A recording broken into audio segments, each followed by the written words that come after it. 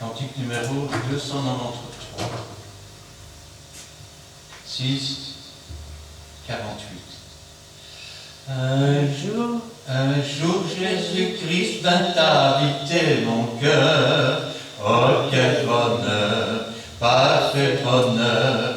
Il chassa la nuit, essuia tous mes pleurs.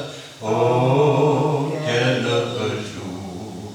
Et maintenant, c'est en chantant que je suis le chemin du salut. Un jour, Jésus-Christ vint habiter mon cœur. Oh, quel heureux jour. Un jour, Jésus-Christ vint habiter mon cœur. Oh, quel bonheur, parfait bonheur. Il chassa la nuit, essuia tous mes pleurs. Oh, quel heureux jour. Et maintenant, c'est en chantant que je suis le chemin du salut. Un jour, Jésus-Christ vint habiter mon cœur. Oh, quel heureux jour. Amen. Amen. Nous allons continuer avec le cantique numéro 291.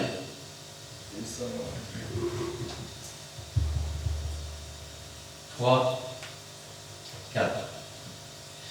Tu es Seigneur, le rocher frappé du Père, le roc qui s'ouvre pour répandre à flot la vie.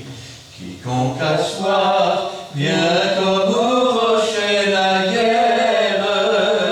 Israël en route vers le pays promis. L'altéré qui vient à Christ désaltère, et de son sein un fleuve puissant jaillit. Tu es Seigneur, le rocher frappé du Père, le roc qui s'ouvre pour répandre à flot la vie. Tu es Seigneur, le rocher frappé du Père, le roc qui s'ouvre pour répandre à flot la vie. Quiconque a soif vient comme au rocher naguère. Israël en route vers le pays promis. La terre qui vient à Christ désaltère, et de son sein un fleuve puissant jaillit. Tu es Seigneur, le rocher frappé du Père, le roc qui s'ouvre pour répandre à flot la vie. Amen. Amen. Et le 290.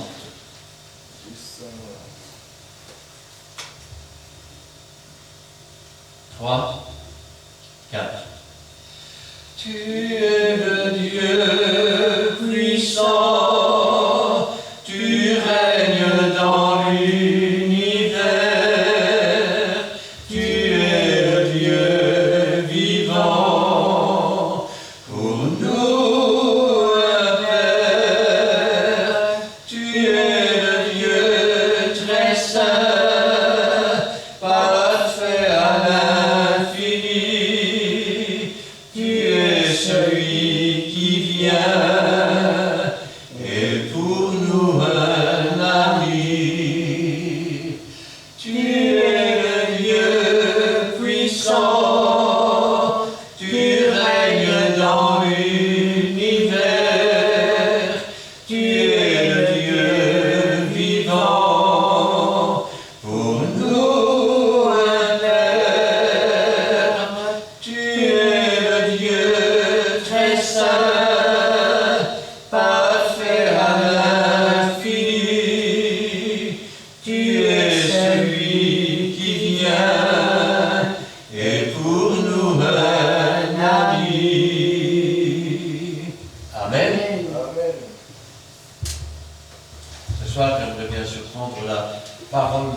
avec vous et j'aimerais la prendre dans le livre des Psaumes, chapitre 25. Nous lirons là les 14 premiers versets. Je vous lirai la suite à la fin de la prédication pour vous faire comprendre quelque chose. Mais là, nous lirons du verset 1 au verset 14. Et je vais demander à Iso de remettre la parole du Seigneur entre ses mains. Et Gina nous fera la lecture.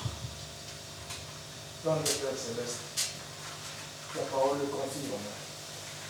L'homme ne vivra pas seulement du pain, Père, mais c'est de la parole de Dieu que tu as mis dans la bouche d'un instrument qui t'a choisi ce soir encore. Nous te sommes très reconnaissants, Père Saint. Nous voulons que cette parole puisse faire entendre, Père Saint. Donne-nous les oreilles spirituelles. Fais-nous comprendre ta volonté. Nous voulons marcher avec toi, faire des choses comme toi, semblables à toi, Père Saint. C'est là notre désir. Nous te bénissons, Père Saint. Parce que cette parole doit vivifier, Père Saint, notre cœur. Nous voulons la prendre, Père Saint, comme elle vient directement de chez toi, de toi, Père Saint, Seigneur. Nous te bénissons, nous te sanctifions, Père Saint. Parle-nous, Père Saint, Seigneur. C'est toi qui as la parole de vie. Nous voulons t'apprendre, Seigneur, à travers ton instrument. Sois glorifié, Père Saint. Gloire au Père, et gloire au Fils, et gloire au Saint-Esprit. Amen. Amen. Éternel, j'élève à toi mon âme.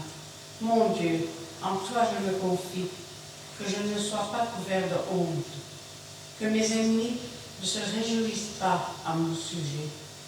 Tous ceux qui espèrent en toi ne seront point confondus. Ceux-là seront confondus qui sont infidèles sans cause. Et Éternel, fais-moi connaître tes voies. Enseigne-moi tes sentiers. Conduis-moi dans ta vérité et instruis-moi. Car tu es le Dieu de mon salut, tu es toujours mon espérance. Et Éternel, souviens-toi de ta miséricorde et de ta bonté, car elles sont éternelles. Ne te souviens pas des fautes de ma jeunesse, ni de mes transgressions. Souviens-toi de moi selon ta miséricorde, à cause de ta bonté, ô Éternel. L'Éternel est bon et droit, c'est pourquoi il montre aux pécheurs la voie. Il conduit les humbles dans la justice. Il enseigne aux humbles sa voie. Tous les sentiers de l'Éternel sont miséricorde et fidélité, pour ceux qui gardent son alliance et ses commandements. C'est à cause de ton nom, ô Éternel, que tu pardonneras mon iniquité, car elle est grande. Quel est l'homme qui craint l'Éternel? L'Éternel lui montre la voie qu'il doit choisir. Son âme reposera dans le bonheur, et sa postérité possédera le pays. L'amitié de l'Éternel est pour ceux qui le craignent, et son alliance leur donne instruction. Amen. Amen.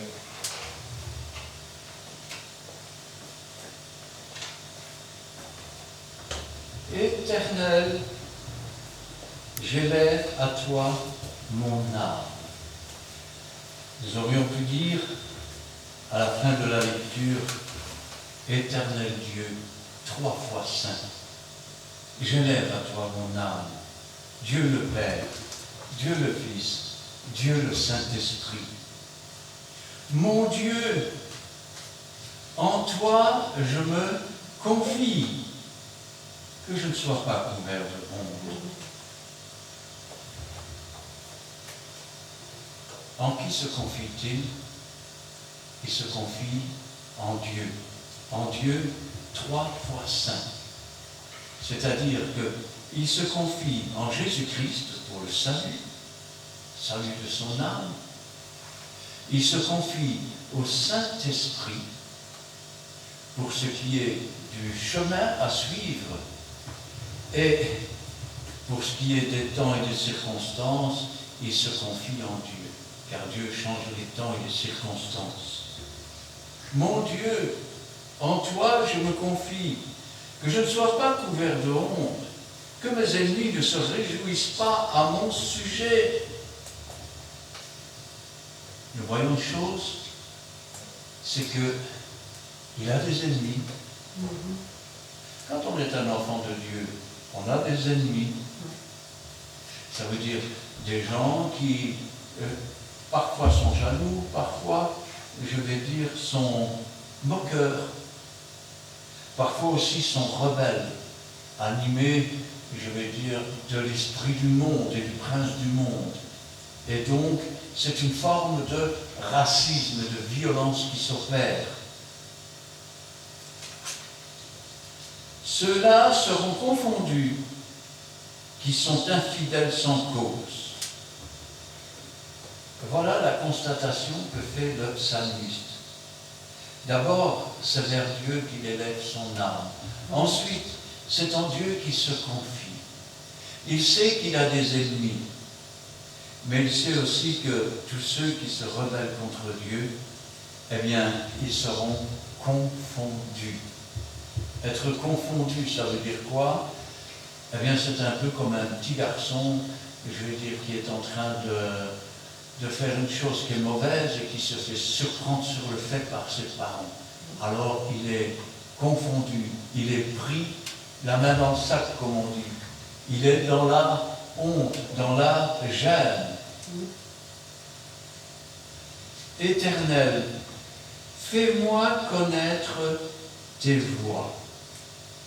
Fais-moi connaître tes voies. Nous pourrions nous demander, mais comment connaître les voies de Dieu? Quand je pense au nombre de religions dans lesquelles on vous dit les voies de Dieu sont impénétrables. Et moi je vous dis que les voies de Dieu ne sont pas impénétrables, que les voies de Dieu, on peut les connaître, à condition de le désirer, à condition de le chercher. Jésus a dit, cherchez, vous trouverez, frappez, on vous ouvrira. Si nous lisons le livre de Daniel, il est même dit, dans les derniers temps, plusieurs le liront, et ils comprendront les paroles du livre. La même chose pour le livre de l'Apocalypse. Les voies du Seigneur sont impénétrables pour les pécheurs, pour les rebelles, pour ceux qui n'obéissent pas à sa voix, pour ceux qui ne cherchent pas ses voies, pour ceux qui cherchent à se satisfaire. Mais pour les doux et les humbles, pour les hommes de bonne volonté, heureux êtes-vous, car le Seigneur ne cachera pas ce qu'il va faire. Amen. Et ces voies ne sont pas impénétrables. Il est dit ici, Éternel, fais-moi connaître tes voies, enseigne-moi tes sentiers. Wow, mais comment pouvons-nous être enseignés sur les sentiers? Sentiers de Dieu, sur les voies de Dieu. Mais déjà, je vais dire, en cherchant le chemin. Le chemin, la vérité et la vie, c'est Jésus. Mais pour être dirigé sur le bon sentier, rappelons-nous toujours que seul le Saint-Esprit conduit dans toute la vérité. Nous pourrions traduire ça autrement. Seul le Saint-Esprit va nous conduire à Jésus-Christ, le chemin, la vérité et la vie. Enseigne-moi tes sentiers. Mais, d'accord, le Saint-Esprit va me conduire dans les sentiers. Rappelons-nous que si Jésus-Christ est le chemin, la vérité et la vie, s'il est le sentier, rappelons-nous aussi que ta parole est une lampe à nos pieds, elle est une lumière sur le sentier. La parole de Dieu a été faite chair. Jésus-Christ est la parole de Dieu. Il nous a laissé une parole vivante, agissante. Il a montré l'exemple.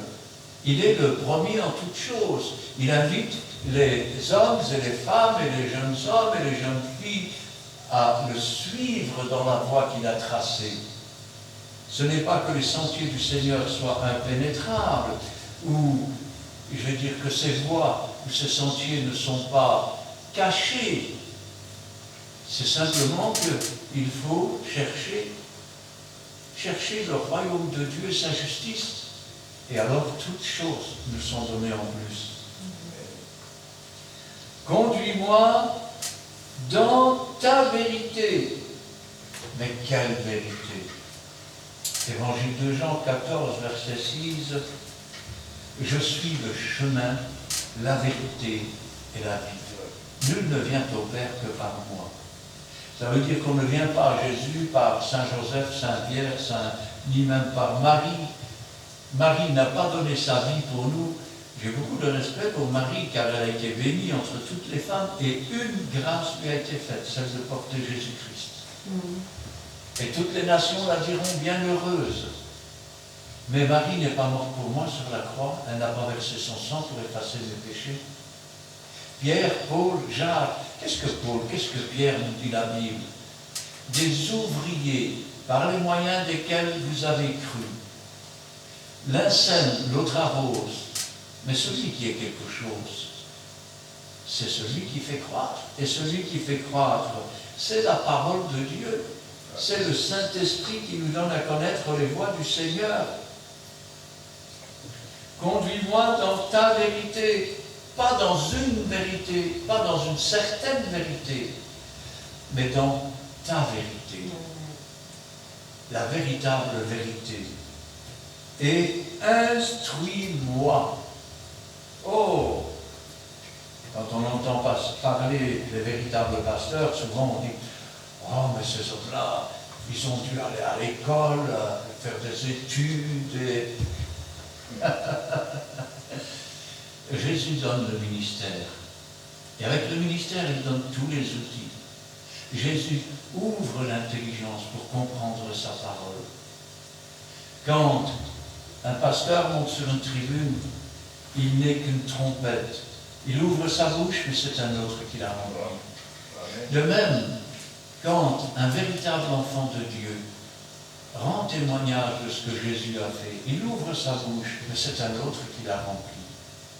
Et celui qui l'a rempli, c'est celui dont il est dit dans la Bible, quand on avait envoyé des huissiers pour l'arrêter, ils sont revenus les mains vides. On leur a dit alors, il est où ce Jésus? Et la réponse des huissiers, jamais homme n'a parlé comme cet homme. Jamais. Car tu es le Dieu de mon salut. Il y a un beau cantique qui dit, tu es le Dieu de mon salut, tu es le Dieu de ma délivrance, un Dieu d'amour, un Dieu d'espérance. Alléluia, Alléluia. Car tu es le Dieu de mon salut. Dieu a tant aimé le monde qu'il a donné son Fils unique, ce qu'il avait de plus cher, ce qu'il avait de meilleur. Il l'a donné, sachant qu'il devait mourir sur une croix, sachant qu'il devait verser son sang, sachant qu'il devait prendre la punition que méritaient nos péchés, et sur cette croix, accomplir le salut pour les hommes. Il dira sur cette croix, tout est accompli. Nous n'avons donc plus à payer, et il nous suffit d'accepter le sacrifice qui a été fait pour recevoir notre salut, car Dieu est le Dieu de notre salut. Tu es toujours mon espérance. Tu es toujours mon espérance. Paul disait que je vive ou que je meure, j'appartiens au Seigneur. Et moi je dis, si je vis pour Jésus, si je meurs, je vais près de Jésus. Je voudrais déjà bien être près de Jésus. Mais pourrais-je m'en aller près de Jésus en entendant Jésus me dire que j'avais encore préparé ça pour toi, tu ne l'as pas fait. Nous ne voulons pas décevoir notre Maître. Tu es toujours mon espérance. Toujours. Quand tout va bien, il est mon espérance. Et je peux dire gloire à Dieu. Mais quand tout va mal, quand on est persécuté, quand on est outragé, quand on dit faussement toutes sortes de mal sur nous à cause du nom de Jésus, il est toujours notre espérance. Amen. Parce qu'il nous donne une paix, une joie qui surpasse tout entendement. Elle est au-delà de ce que nous pouvons imaginer. Pourquoi? Pourquoi beaucoup de chrétiens sont dans l'affliction? Une fois ils sont gais, le lendemain ils sont dans l'affliction. Parce qu'ils ont laissé les crochets du monde les retenir. Et une partie d'eux est toujours dans le monde. Alors le monde les attriste. Alors le monde les énerve. Alors les tribulations les éprouvent. Alors ils sont dans la faiblesse. Alors ils sont dans la tristesse. Alors ils sont dans les pleurs. Seigneur, pourquoi? Seigneur, pourquoi moi? Qu'est-ce que je t'ai fait? Il est toujours mon espérance. Amen. Paul disait, j'ai appris à vivre dans l'abondance et dans la disette. J'ai appris à vivre dans la santé et dans la maladie. J'ai appris à vivre dans la richesse, mais aussi dans la pauvreté. Et en toutes choses, on a appris de Dieu. Pourquoi? Parce que toute chose concourt au bien de ceux qui aiment Dieu. Au lieu de te lamenter sur toi-même, parce que tu as encore les crochets qui te tiennent par le monde, pourquoi ne te tournes-tu pas vers Jésus? C'est dans la fournaise ardente que les liens d'Adrach, Shadrach et Abed-Nego ont été brûlés, mais leurs vêtements sont restés intacts et eux n'ont pas été brûlés. Au milieu des difficultés, au milieu des persécutions, Dieu veut t'apprendre. La Bible nous dit d'ailleurs, bien que Fils Jésus a appris par les choses qu'il a souffert, l'obéissance et la foi. Et comme il est le premier en toutes choses, c'est comme ça aussi que nous devons apprendre. Tu es toujours mon espérance éternelle. Souviens-toi de ta miséricorde et de ta bonté, car elles sont éternelles. Souviens-toi non pas du glorieux chrétien. Souviens-toi de ta miséricorde. Souviens-toi du pardon que tu offres aux coupables. Souviens-toi, Seigneur, de ta bonté. Un jour, un riche est venu près de Jésus et lui a dit, « Bon maître, que dois-je faire pour avoir la vie éternelle ?» Et Jésus lui a répondu, il n'y a de bon que Dieu. Souviens-toi de ta miséricorde. Si vous priez pour ceux qui vous aiment, qu'est-ce que vous faites d'extraordinaire? Les païens n'en font-ils pas autant? Si vous faites du bien à ceux qui vous aiment, qu'est-ce que vous faites d'extraordinaire? Les païens en font autant. Et moi, je te dis de prier pour ceux qui te persécutent. Prie pour tes ennemis, parce que Dieu est un Dieu bon, afin que sa miséricorde entre en action. Vous savez, on ne peut pas se bagarrer avec quelqu'un qui vous répond « Jésus t'aime ». Et quand je pense à ça, je dis quand même, Seigneur, souviens-toi de ta miséricorde et de ta bonté, car elles sont éternelles. Elles n'ont pas de commencement, elles n'ont pas de fin. Elles sont de tous les temps, de toutes les époques. Elles sont jusqu'à ce que tout sur terre disparaisse. Car la terre et le ciel passeront, mais les paroles du Seigneur ne passeront point. Amen. Ne te souviens pas des fautes de ma jeunesse, ni des transgressions. Ne te souviens pas des fautes de quand j'étais jeune, Seigneur, ni des choses où j'ai transgressé ta loi.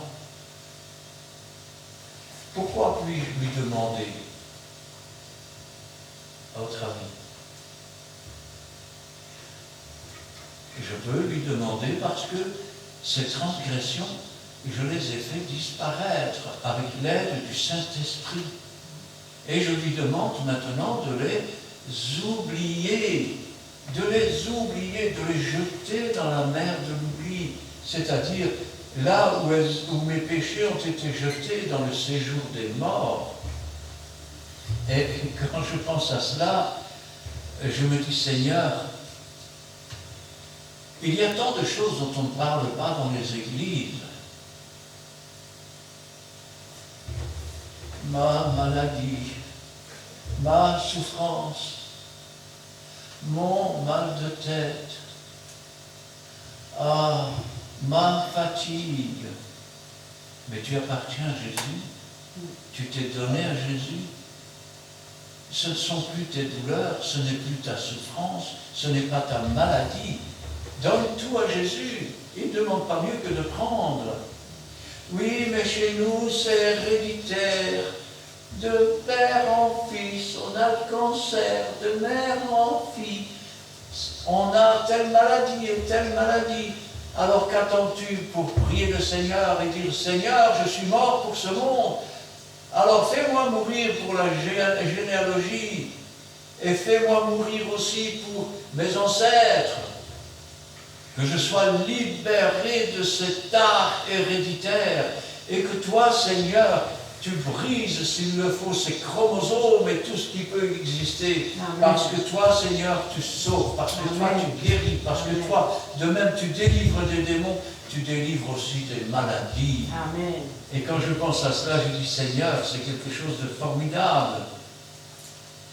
Souviens-toi de moi selon ta miséricorde, selon le pardon que tu offres aux coupables, à cause de ta bonté, ô Éternel. L'Éternel est bon, et il est droit. Il est droit. Vous voulez savoir jusqu'à quel point il est droit? Eh bien, pour une même faute, commise par deux hommes, l'un va mourir et l'autre va vivre. Vous savez pourquoi? Parce que l'homme regarde à l'apparence, l'homme regarde au péché, Dieu regarde au cœur.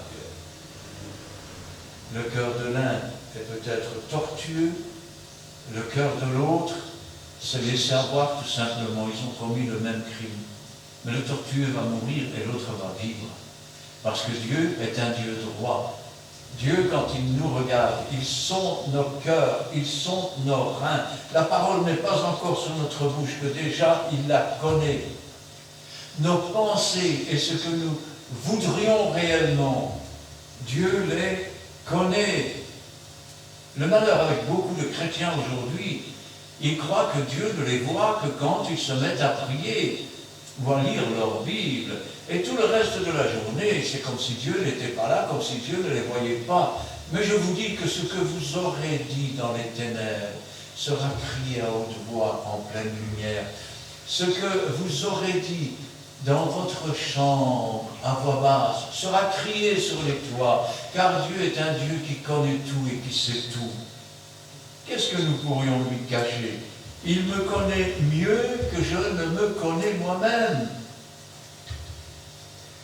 L'Éternel est bon et droit, c'est pourquoi il montre aux pécheurs la voie. Oh, mais moi, depuis le temps que j'ai vécu comme si Dieu n'existait pas, tu crois vraiment que Dieu voudrait encore de moi? C'est justement parce que tu es un pécheur, justement parce que tu commences à comprendre que tu as vécu comme si Dieu n'existait pas, que Dieu veut de toi et que Dieu t'appelle. Et que le Saint-Esprit commence son travail à l'intérieur de toi-même. Il montre aux pécheurs la voie.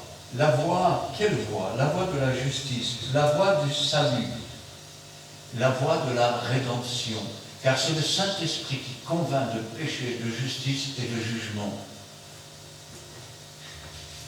Il conduit les humbles dans la justice. Il enseigne aux humbles sa voie. Dieu enseigne.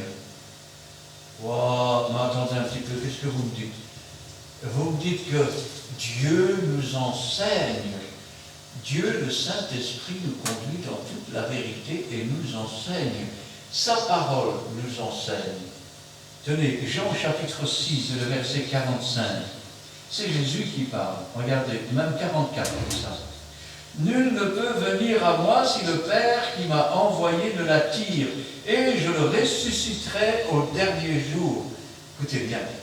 Il est écrit dans les prophètes, ils seront tous enseignés de Dieu. Ainsi, quiconque a entendu le Père et a reçu son enseignement, vient à moi. Qu'est-ce qu'il dit? Ils seront tous enseignés de Dieu. Vous pensez que vous grandissez dans la foi? Est-ce par votre intelligence? Mais qu'est-ce que le cerveau d'un homme peut comprendre face à un Dieu aussi grand? Un Dieu qui remplit toutes choses. Un Dieu qui organise toutes choses. Qu'est-ce qu'un cerveau humain peut comprendre là-dedans? Il faut plus qu'un homme pour comprendre. Il faut Dieu, le Saint-Esprit, qui lui va nous conduire dans la véritable voie de Jésus.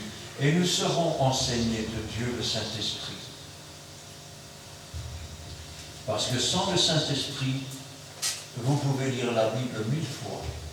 Vous pouvez la connaître par cœur, vous pouvez citer tous les versets que vous voulez, mais vous ne connaissez toujours pas Dieu. Vous ne connaissez ni Dieu ni son Fils.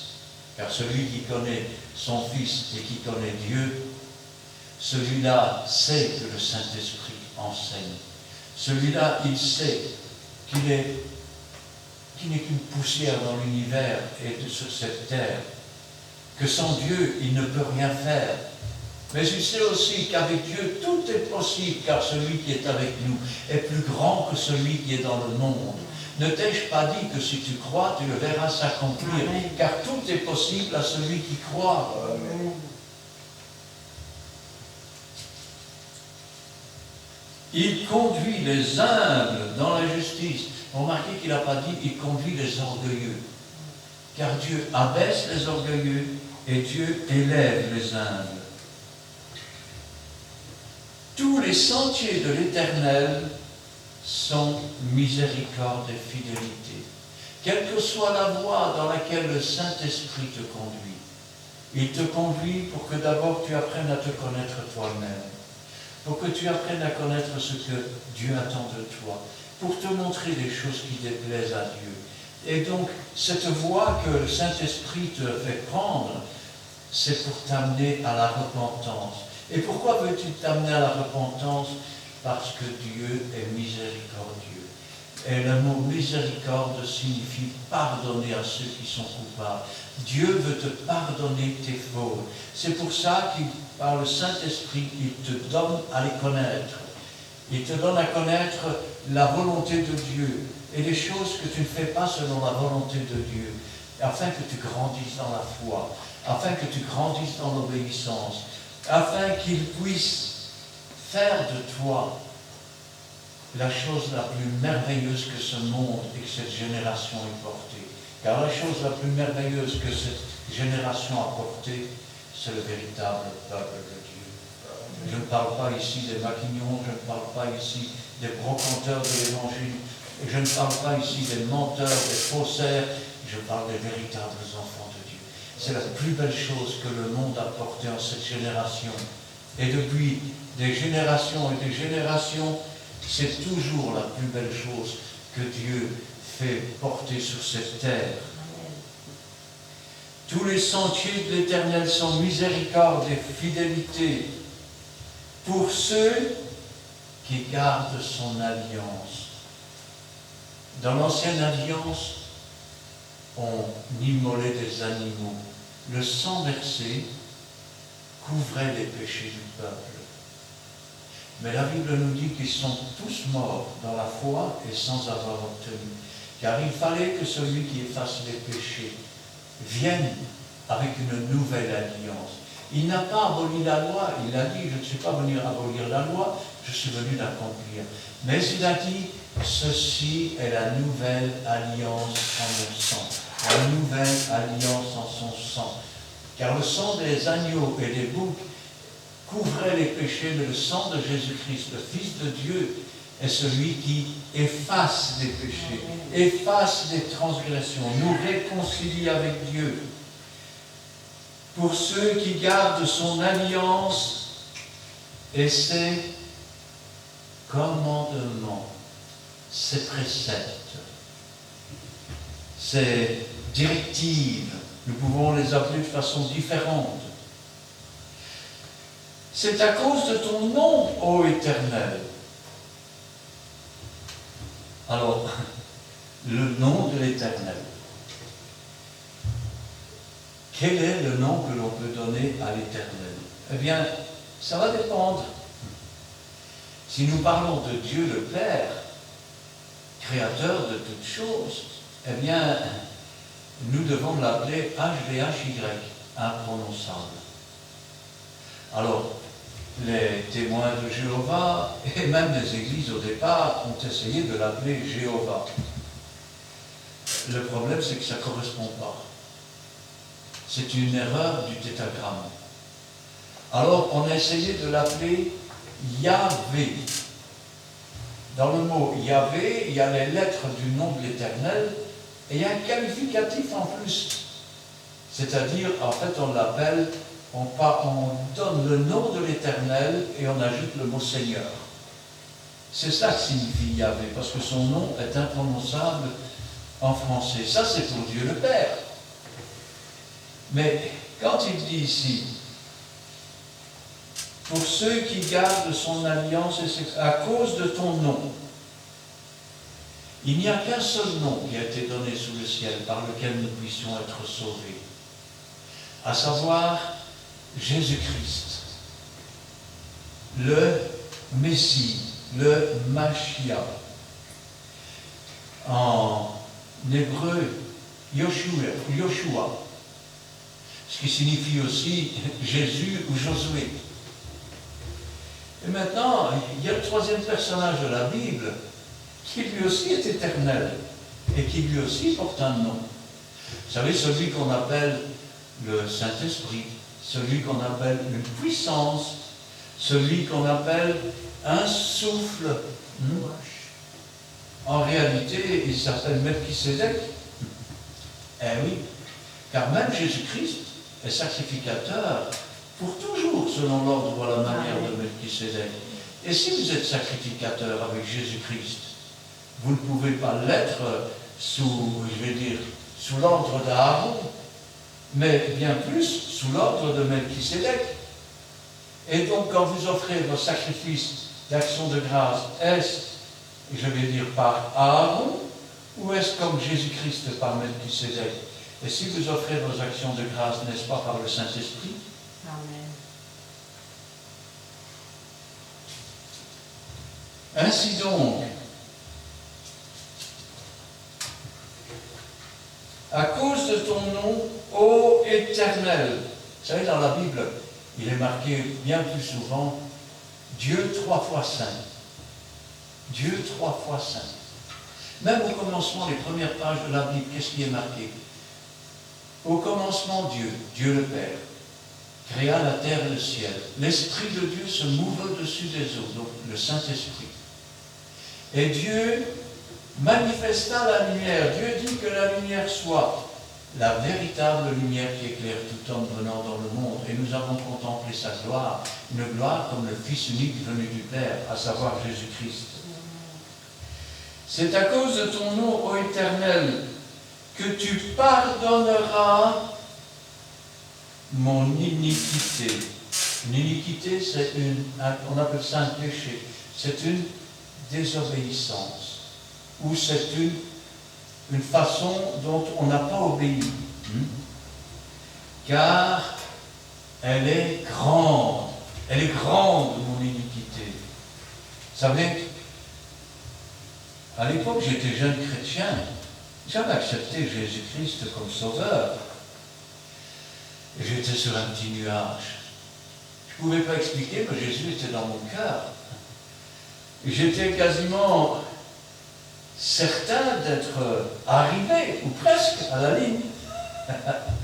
Et un soir, je me trouvais dans mon lit.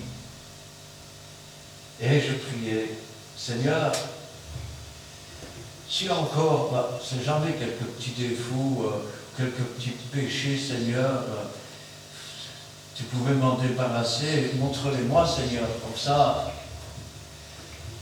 j'ai été exaucé. Ça a duré une demi-heure. J'ai vu tout, des choses, même quand j'étais gamin. J'étais en train de chipper du fromage à la descente de la cave. Ma mère était dans la pièce à côté, elle criait « Les chaussons, te va de mon frère !» Et moi, je prenais le fromage et le paquet, je me sauvais en courant. Ça a duré pendant 1 heure. Et au moment donné, moi qui croyais qu'il me restait que quelques petites choses à me faire pardonner, et montre-les-moi, Seigneur, moi qui avais été exaucé, vous savez ce que j'ai dit? Arrête, j'en peux plus, Seigneur, je suis une bête. Quand avez-vous prié pour que Dieu vous montre ce qui ne va pas dans votre vie? Ah, mais c'est vrai, vous êtes persuadé d'être sauvé, d'être délivré, il ne vous manque rien. Exactement la façon dont je pensais, avant que Dieu me montre. Et regardez ce qu'il dit dans, je veux dire, son humilité. C'est à cause de ton nom, ô Éternel, que tu pardonneras mon iniquité, car elle est grande. Quel est l'homme qui craint l'Éternel? Tu es un enfant de Dieu. Si tu es un véritable enfant de Dieu, tu crains l'Éternel. Oh, tu ne crains pas comme craindre que Dieu vienne, il va te punir. Non, non, non, non, non, non. Avoir la crainte de l'Éternel, c'est un peu comme quand on est amoureux, quand on est fiancé. On a peur de déplaire. Pourquoi? Parce que si on déplaît quelque part, et si on voit la fiancée qui commence à s'attrister, à tourner la tête, directement, on est touché. Non, non, c'est pas ce que je voulais dire, écoute, eh bien avec Dieu c'est pareil. C'est pour ça qu'il est dit dans la Bible, et que Paul disait, je vous ai fiancé à Jésus-Christ. C'est pour ça aussi qu'il est dit que l'Église, c'est l'épouse de Christ, et qu'un jour auront lieu les noces de l'agneau dans le ciel. Quand on parle de craindre l'Éternel, ce n'est pas avoir peur de lui, mais au contraire, c'est l'aimer de tout son cœur, de toute son âme, de toute sa force. Ça fait partie des lois. Et à ce moment-là, tu l'aimes tellement que tu ne veux pas faire une chose qui pourrait l'attrister ou attrister le Saint-Esprit. Tu ne veux pas résister quand Dieu te parle, parce que tu aurais trop peur d'attrister Dieu, d'attrister le Saint-Esprit ou de lui résister. Tu ne veux pas finir sur cette terre quand l'enlèvement de l'Église aura lieu. Alors, tu crains de déplaire. La crainte de déplaire l'Éternel, c'est le commencement de la sagesse. C'est le commencement de la sagesse. Et rappelez-vous toujours que la sagesse a bâti sa maison, elle a taillé ses 7 colonnes. La sagesse, c'est l'image de Christ. Paul disait, c'est plus moi qui vis, c'est Christ qui vit en moi. Quand tu commences à avoir la crainte de Dieu, c'est Jésus-Christ qui commence à habiter en toi.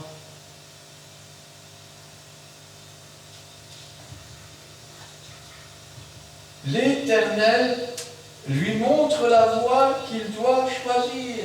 Quand tu as peur de déplaire à Dieu, tu consultes Dieu. N'est-il pas écrit dans la Bible, avant toute chose, faites des prières et des supplications. Vous savez ce que j'ai vu dans mon ministère de pasteur, près de 40 ans, je ne sais même plus combien d'années. Eh bien, j'ai vu des gens qui venaient pour demander du secours. Pourquoi? Parce qu'ils ont décidé, ils ont fait, et après, ils viennent demander un conseil. Mais quand la chose est faite, peut-on revenir en arrière? Alors toi aussi, mets-toi à genoux. Seigneur, montre-moi la voie à suivre. Montre-moi comment je dois faire. Instruis-moi, Seigneur. Quand tu ouvres ta Bible, Seigneur, je suis trop petit pour comprendre. Que ton Esprit Saint, Seigneur, m'éclaire sur ce que je lis, afin que je puisse comprendre, afin que je puisse grandir, afin, Seigneur, que je ne fasse pas des choses qui te déplaisent. Montre-moi ainsi la voie qu'il doit choisir. Son âme reposera dans le bonheur. Tu dis, je ne suis pas heureux, je suis chrétien. Mais alors, si tu ne marches pas dans la voie de Dieu, n'as-tu jamais vu, les disciples ont été flagellés, leur dos était en sang, et ils sont partis tout joyeux. Vous savez pourquoi? Parce qu'ils ont été trouvés dignes d'être persécutés pour Jésus-Christ. Des gens rentraient dans les arènes, ils savaient qu'ils allaient être mangés par les lions. Et à part ceux qui n'avaient plus de visage, eh bien, ceux qui étaient par terre et qui étaient morts avaient le sourire sur leur visage. Pourquoi? Parce que Jésus-Christ est avec nous tous les jours, parce que le Saint-Esprit habite en nous, parce que Dieu peut nous donner cette paix qui surpasse toute intelligence, qui va au-delà de tout ce que nous pensons, de tout ce que nous imaginons. C'est lui qui nous montre la voie que nous devons choisir. Et notre âme repose dans le bonheur. Et sa postérité possédera le pays. Oh, de quel pays parle-t-on? Ça veut dire que si tu restes attaché à Dieu, je vais le dire autrement. Oh, mais moi, dans ma famille, on préfère la sorcellerie, on préfère battre les cartes, on préfère prédire l'avenir, on préfère aller voir les voyantes. N'as-tu jamais vu que Dieu punit ces choses jusqu'à la 3e et 4e génération? Mais j'ai une bonne nouvelle pour toi qui t'es détourné de ces choses, pour toi qui t'es tourné vers Jésus-Christ, pour toi qui as brisé les liens qu'il y avait avec toutes ces choses. C'est que Dieu bénit jusqu'à la 1000e génération. Et je t'annonce que même si tes enfants ne veulent pas suivre, tu verras que Dieu ira se rappeler à tes petits-enfants, tes arrière-petits-enfants, et que les générations à venir se tourneront vers Dieu. Pourquoi? Parce que de même que Jacob, le menteur, le trompeur, le supplanteur, était le fils du patriarche, de même, tes petits-enfants et tes arrière-petits-enfants sont aussi des fils d'enfants de Dieu. Et Dieu n'abandonne jamais son peuple. Rappelle-toi que dans le désert, il a fait mourir toute une génération de gens qui ne voulaient pas le suivre. Mais les enfants de ces gens sont entrés dans le pays. Et oui, Dieu n'abandonne pas la postérité. L'amitié de l'Éternel est pour ceux qui le craignent. T'entends comment il parle? L'amitié. Nous avons lu dans la Bible que Abraham a été appelé l'ami de Dieu. L'ami de Dieu. Mieux, Jésus-Christ un jour dira: ma mère, mes frères, mes sœurs, ce sont ceux qui écoutent la parole de Dieu et qui la mettent en pratique. Ainsi, si nous sommes les amis de Dieu, Dieu est notre ami. Eh oui. Et quand on est un ami, on ne se perd pas de vue comme ça tout le temps. Ça veut dire qu'il y a de l'amitié. L'amitié, ce sont des liens. Sauf qu'avec Dieu, Dieu est amour. Et donc, les liens qui sont tissés avec Dieu, ce sont des liens d'amour. Du véritable amour. Oh, je sais, dans certaines églises, on dit « aimons-nous les uns les autres », et, excusez-moi l'expression, mais c'est pire qu'un bordel. Ici, on parle du véritable amour. Qu'est-ce que c'est que le véritable amour? C'est pas bien, donne, là, si tu donnes pas, c'est que tu m'aimes pas. Ah, tu l'as pas fait, t'es un gamin, t'es une gamine. Non, non, c'est pas ça. L'amour, c'est quand on fait pour l'autre ce que l'on voudrait bien que l'on fasse pour nous. Ça veut dire que l'amour, c'est aussi avoir toujours l'attention vers l'autre, pas vers soi. Parce que ceux qui ont toujours les regards vers eux, eh bien, ils sont incapables d'aimer. Dieu est amour. Et il faut que ses enfants soient la manifestation de cet amour sur cette terre. Ainsi donc, si Dieu est amour, le peuple de Dieu est amour. Nous ne haïssons pas les hommes pécheurs, nous haïssons le péché. Nous ne combattons pas l'homme sur cette terre, nous combattons les esprits méchants dans les lieux célestes. Nous sommes l'armée de Dieu. Nous sommes ses amis.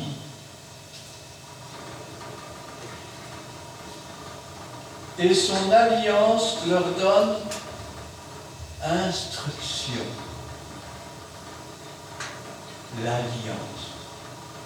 Vous avez déjà regardé une alliance? Une alliance, c'est un cercle sans fin. Ça veut dire que quand vous pensez être au bout, en fait, vous n'arrivez jamais au bout. Il y a une différence entre l'alliance avec Dieu et les chaînes qui ont formé le monde. Vous savez, dans l'Antiquité, il y avait un homme, c'est une histoire vraie. Cet homme était réputé parce que c'était le meilleur forgeron de tous les villages alentours. Et d'ailleurs, c'est lui qui forgeait les chaînes pour les prisons. Parce qu'aucun prisonnier ne s'évadait avec ces chaînes-là. Un jour, il a été arrêté et jeté en prison. Alors, quand on lui a mis les chaînes, il a regardé avec un sourire. Il s'est dit en lui-même, c'est moi le forgeron. Je vais trouver le défaut de la chaîne tout de suite, tu vas voir. Sauf que quand il a examiné la chaîne, il a dit, mon Dieu, c'est moi qui ai fait ces chaînes. Et maintenant, je suis vraiment lié. Souvent, les chaînes qui nous retiennent, les chaînes qui nous rattachent dans le monde et qui nous empêchent d'avancer, nous les avons forgées nous-mêmes, par notre propre désir. Et nous les avons tellement bien forgées qu'on a beau les regarder dans tous les sens, on ne peut pas en être délivré. La seule façon d'en être délivré, c'est une repentance réelle. La seule façon d'en être délivré, c'est de se souvenir de l'alliance du sang de Christ et demander au Seigneur d'effacer cela par son sang et de briser les fers, de faire tomber les fers, de briser les chaînes que nous avons parfois forgées nous-mêmes. L'amitié de l'Éternel est pour ceux qui le craignent, et son alliance leur donne instruction. Waouh! Dites-moi, l'homme qui a fait ce psaume, on sent qu'il y a une vitalité, non? Ah, il a sûrement fait le psaume alors qu'il était dans la joie, dans l'extase, non? C'est pour ça que je ne vous ai pas lu le reste. J'aimerais que vous compreniez, quand vous êtes dans les difficultés, quand vous êtes dans la persécution, quand vous êtes dans les problèmes, votre Dieu n'est pas moins puissant. Votre obéissance ne doit pas être moins vigilante. Vous ne devez pas aimer moins Dieu et vous commencez à faire des reproches à Dieu. C'est ce que le peuple d'Israël rebelle faisait dans le désert. Pourquoi fallait-il nous conduire au milieu de ce désert pour nous laisser mourir de soif, pour nous laisser mourir de faim? Pour ceci, pour cela. À un point tel qu'à un moment donné, ils auraient bien lapidé Moïse s'ils avaient pu. Regardez dans quelles circonstances le psalmiste a écrit ces choses. Je tourne constamment les yeux vers l'Éternel, car il fera sortir mes pieds du filet. Ses pieds sont dans le filet de l'oiseleur. Regarde-moi et aie pitié de moi, car je suis abandonné et malheureux. Les angoisses de mon cœur augmentent. Tire-moi de ma détresse, vois ma misère et ma peine, et pardonne, il ne dit pas, et arrête de me faire souffrir comme ça, non, non, et pardonne tous mes péchés. Vois combien mes ennemis sont nombreux, et de quelle haine violente ils me poursuivent. Garde mon âme et sauve-moi, que je ne sois pas confus quand je cherche auprès de toi mon refuge. Que l'innocence et la droiture me protègent quand je mets en toi mon espérance. Ô Dieu, délivre Israël de toutes ses détresses. Oh, je pensais quand vous parliez de ce psaume que tout était rose et tout était violette. La vie d'un chrétien, c'est pas tout va bien, tout va bien, tout va mal, tout va mal, tout va bien, tout va bien, tout va mal, tout va mal. Que tout aille bien ou que tout aille mal, Dieu, lui, est toujours le même. Hier, aujourd'hui, éternellement. Et enfin, pour terminer, quel est donc ce psalmiste qui a pu faire autant de louanges à Dieu alors qu'il est dans les détresses, qu'il a des tas d'ennemis, et ainsi de suite? C'est plus qu'un chrétien. C'est l'ancêtre de Jésus. C'est plus qu'un berger derrière son troupeau, le plus petit de sa maison, là où Dieu a été le chercher. C'est le roi d'Israël, le roi David, à qui Dieu a dit qu'il ne manquera jamais d'un successeur sur ton trône. Amen. Amen. Nous allons prier. Éternel, notre Dieu, notre Père, nous te louons, nous te rendons grâce. Béni sois-tu et gloire à toi, louange te soit rendue. Toi, Seigneur, tu es le même hier, aujourd'hui et éternellement. Quand un malheureux crie, tu entends et tu le délivres de ses tourments. Tu es notre seul appui, tu es notre chemin, tu es notre vérité, tu es notre vie. Tu es le Dieu qui nous enseigne. Tu es le Dieu qui nous montre la voie à suivre. Tu es celui, Seigneur, qui est notre ami. Tu es celui qui ne nous cache pas les choses qui sont à venir. Car tu as dit, Seigneur, je vous ai tout dit. Et c'est vrai, Seigneur. Ta parole dit toutes choses. Elle dit la gloire de ceux qui te suivent et les promesses qui sont à l'intérieur. Elle note aussi la détresse de ceux qui t'ont trahi, de ceux qui sont retournés en arrière, de ceux qui ne veulent pas de toi. C'est pourquoi, Seigneur, toi qui ne nous caches rien, toi, Seigneur, qui nous montres toutes les choses, puissions-nous nous instruire de David, qui dans les persécutions, qui avec des tas d'ennemis sur lui, pouvait encore se tourner vers toi avec confiance, sachant que tu es un Dieu vivant, que tu es un Dieu vrai, et que si tu es avec nous, qui pourrait être contre nous? Tu fais de nous les plus que vainqueurs. Vainqueurs contre la mort, vainqueurs contre le monde, vainqueurs contre les princes de ce siècle. Tu es le même hier, aujourd'hui, éternellement. Que ta volonté soit faite dans nos cœurs, dans nos vies. Et que toute la gloire t'en revienne. Gloire au Père, gloire au Fils et gloire au Saint-Esprit. Amen. Dieu Tout-Puissant, merci Père pour ta parole. Parce que Père, nous savons que tu es toujours mon expérience, Père Saint. Que tu es, Père Saint, le Dieu de mon salut. Père, nous te bénissons, nous te sanctifions, Père. En tout ça, Père Saint, nous avons compris, Père Saint, que nous avons cette assurance, l'expérience, Père Saint. Parce que Père, c'est pas qui nous relève la tête, qui est longtemps courbée par les douleurs de ce monde, Père Seigneur. Christ en nous, Père Saint, l'espérance de la gloire. Nous voulons relever nos têtes et marcher avec toi, avec cette expérience, Père Seigneur. Nous voulons, Père Saint, faire ta volonté. Nous voulons aussi avoir la crainte de tes Pères. Nous te sommes très reconnaissants, Père Saint. Bénis, Père Saint, Seigneur, aussi chaque personne est représentée ici. Aussi bénis notre chemin de retour. Nous te sanctifions, nous te bénissons. Bénis aussi, Père Saint, les absents. bénis aussi, Père Seigneur, ceux qui vont regarder cette vidéo du 5e Père. Nous sommes maintenant suivis par beaucoup de personnes. Nous sommes très reconnaissants, Père Seigneur, car tu es là. C'est toi, Père Seigneur, qui nous a donné ces devoirs de répandre cette parole par dans la nature. Nous sommes que les instruments de toi qui dirigent. Et Père, nous voulons te rendre grâce, Père Seigneur. Nous voulons, Père, s'attacher à toi, Père Seigneur, afin que ta gloire se manifeste en nous. Gloire au Père, et gloire au Fils, et gloire au Saint-Esprit. Amen. Amen. Merci Seigneur pour ta présence et ton amour. Merci pour cette parole d'aujourd'hui.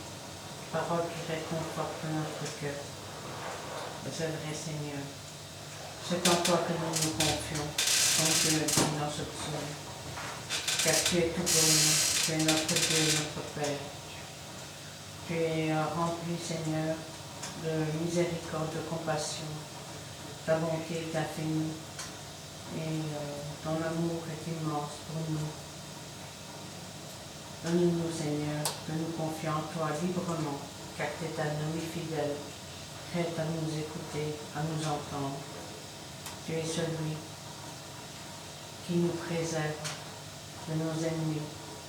Tu nous délivres de nos tourments et tu nous guides sur le bon chemin, dans la voie que tu as tracée pour chacun de nous.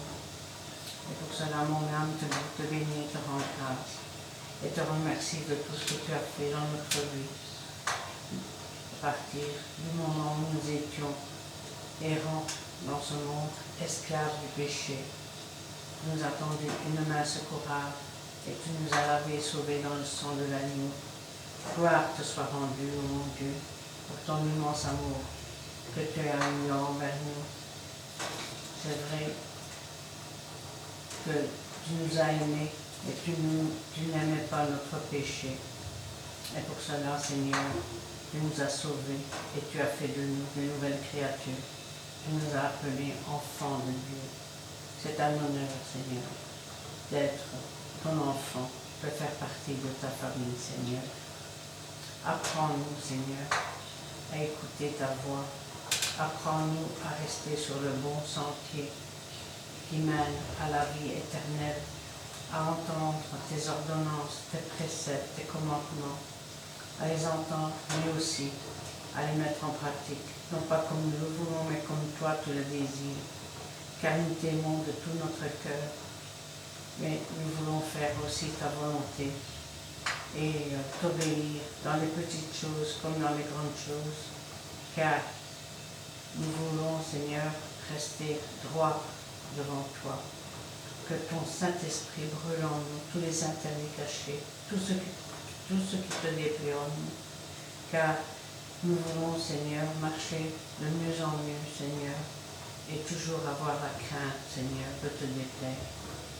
Car nous voulons, Seigneur, être prêts quand tu viendras nous chercher dans ton ciel de gloire. Augmente, Seigneur, notre foi. Augmente, Seigneur, notre amour envers toi, envers les autres. Apprends-nous, Seigneur, à prier pour nos amis, mais aussi pour nos ennemis, afin, Seigneur, que ta volonté soit faite dans chaque cas, Seigneur.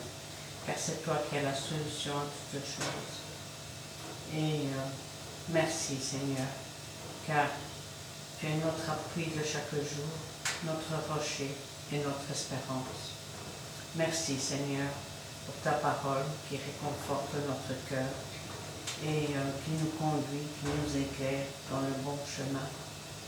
Viens nous fortifier, Seigneur, là où nous sommes faibles, et tiens toujours notre main dans ta main puissante. Guide nos pas dans tes empreintes. Visite les malades, visite les absents, et interviens pour tous ceux qui sont rebelles, mon Dieu. Car ce qui est impossible à l'homme est possible à toi. Tu peux changer un cœur de pierre en un cœur de chair, et en toi nous avons confiance. Gloire, honneur, puissance soit rendue dans les siècles des siècles. Amen. Amen. Eh bien, nous terminerons avec le cantique numéro 287.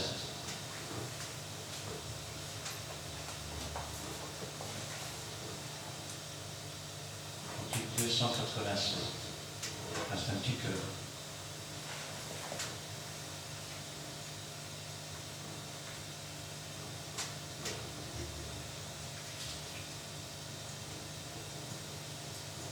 3, 4. Ton amour, ta puissance, ta présence dans nos vies. Ton amour, ta puissance, ta présence dans nos vies. Et je veux t'adorer de tout mon cœur. Et je veux t'adorer de toute mon âme. Et je veux t'adorer de toute ma force. Car tu es mon Dieu, tu es mon Dieu. Ton amour, ta puissance, ta présence dans ma vie. Ton amour, ta puissance, ta présence dans ma vie. Et je veux t'adorer de tout mon cœur. Et je veux t'adorer de toute mon âme. Et je veux t'adorer de toute ma force. Car tu es mon Dieu, tu es mon Dieu. Amen. Amen. Que l'Éternel te bénisse et qu'il te garde. Que l'Éternel fasse luire sa face sur toi et qu'il t'accorde sa grâce. Que l'Éternel tourne sa face vers toi et qu'il te donne la paix. Amen et amen. Bienvenue, Dieu voulant.